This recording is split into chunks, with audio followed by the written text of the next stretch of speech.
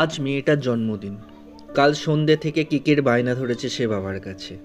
এদিকে সুনীলবাবুর পকেট গড়ের মাঠ। কারখানার কাজটাও বেশ কিছুদিন বন্ধ। ম্যানেজারের কাছ থেকে বেশ কিছু টাকা পান, কিন্তু এই নোটবন্দির সময় সে আশা করাও বৃথা। চারিদিকে কেমন যেন নেই নেই রব উঠে গেছে। তবু সুনীলবাবু ঠিক করলেন একবার আজ ম্যানেজারের সাথে দেখা করবেন। মেয়েটাকে তিনি কথা দিয়ে ফেলেছেন। সুনীলবাবুর কথা শুনে ম্যানেজার তার হাতে একটা পুরনো 500 টাকার নোট ধরিয়ে দিলেন। সাপ কথা, নেয়ার হলে এটা নাও, নয়তো অপেক্ষা করো।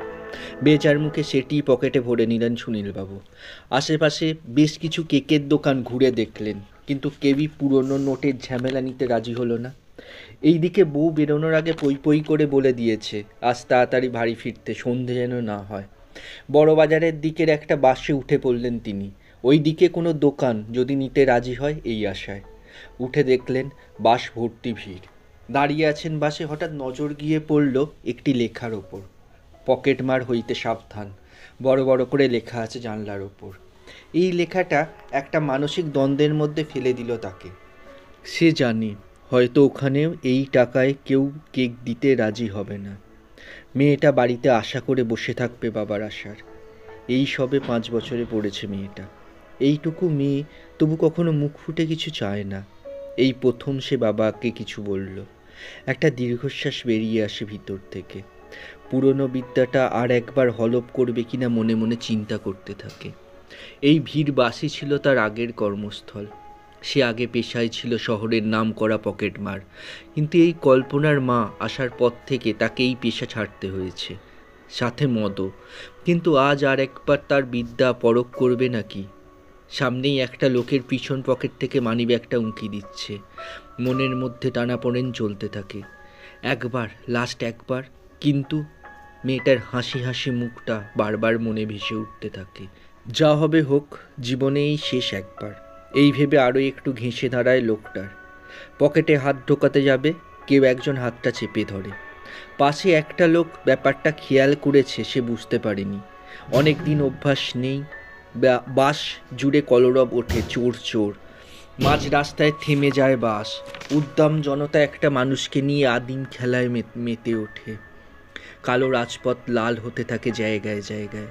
শেষে পুলিশ এসে ন্যায়ব্যাগিস মানুষগুলোর হাত থেকে উদ্ধার করে সুনীলবাবুকে। তখন নাক মুখ ফেটে রক্তাক্ত অবস্থা তার। পুলিশ তাকে নিয়ে গিয়ে পুলিশ জিপে বসায়। একটা নোকরা কাপড় দেয় রক্ত মোছার জন্য। পুলিশ জিপে বসেই দুপুর গড়িয়ে বিকেল হতে দেখে সুনীলবাবু। শেষে একজন মোটাসোটা পুলিশের লোক এসে তাকে সার্চ করে। পকেট থেকে সেই পুরনো 500 টাকাটা পায়, আর সেটাও পকেটে ঢুকিয়ে নেয়। সুনীলবাবু তার কাছ থেকে 100 টাকা সাহস করে চেয়ে বসেন। সেই লোকটা চোখ গোল গোল করে এমনভাবে তাকায় যেন অদ্ভুত কিছু দেখছে। সন্ধে নাগাদ তাকে ধমক ধামক দিয়ে ছেড়ে দেয় পুলিশ। পকেটে তার কানাকড়িও নেই। অনেকটা পথ হেঁটে বাড়ি যেতে হবে তাকে। এদিকে গোটা বডিতে তীব্র ব্যথা। চলতে শুরু করে সে। মাঝপথে হঠাৎ দেখা হয়ে যায় রতনবাবুর সাথে। রতনবাবু সুনীলবাবুর পুরনো ইয়ার। এখন সে লরি চালায়। সুনীলবাবু কিছুটা আশার আলো দেখেন। সে ঠিক করেন কিছু টাকা রতনবাবুর থেকে ধার নেবে সে। কিন্তু রতনবাবু খালি পেটে যে ধার দেওয়ার মানুষ নয়, সেটা সে জানে। অগত্যা তার সাথে সাথ দিতে যেতে হয় পানশালায়। বউয়ের দ্বিতীয় শর্ত আজ যেটা ভাঙতে হলো সুনীলবাবুকে। পানাহার বেশ রাত পর্যন্ত চলে। যখন রতনবাবুর মদমত্ত অবস্থা, তখন সুনীলবাবু কিছু টাকা ধার চেয়ে বসে তার কাছে। রতনবাবু দোস্তি ইয়ারির কিছু মিশাল দিয়ে টাকা না গুনেই ধরিয়ে দেয় সুনীলবাবুর হাতে। প্রয়োজনীয় টাকা গুনে নিয়ে বাকি টাকাটা পকেটে ঢুকিয়ে দেন রতনবাবু।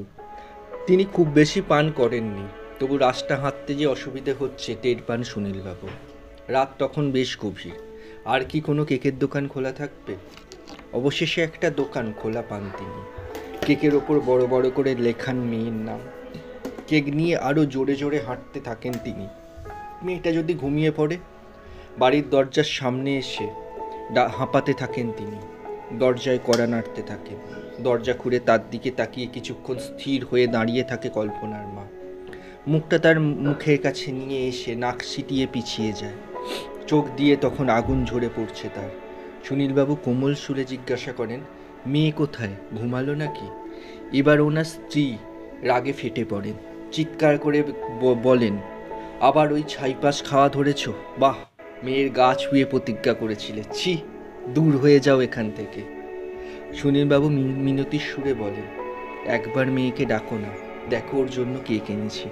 কেকের প্যাকেটটা হাত থেকে কেড়ে নিয়ে ছুঁড়ে বাইরে ফেলে দেয় কল্পনার মা। আরও একবার চোখ দিয়ে অগ্নিবৃষ্টি করে মুখের ওপর বন্ধ করে দেন দরজাটা।